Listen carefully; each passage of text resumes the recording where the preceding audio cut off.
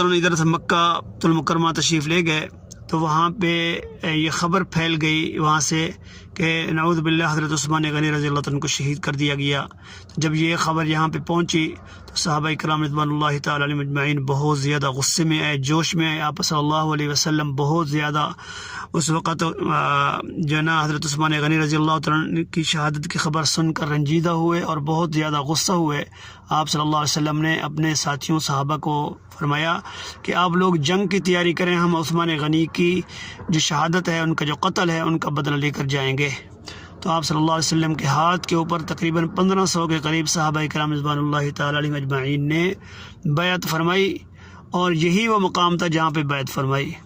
تو میرے محترم دوستو، آپ بھی اس کو دیکھیں، زیارت کریں۔ اگر آپ لوگوں کا یہاں پہ آنا ہو تو اس جگہ کو ضرور دیکھیں، اس لیے کہ ایسا تاریخی مقام ہے جس کا قرآن پاک کے اندر تذکرہ ہے۔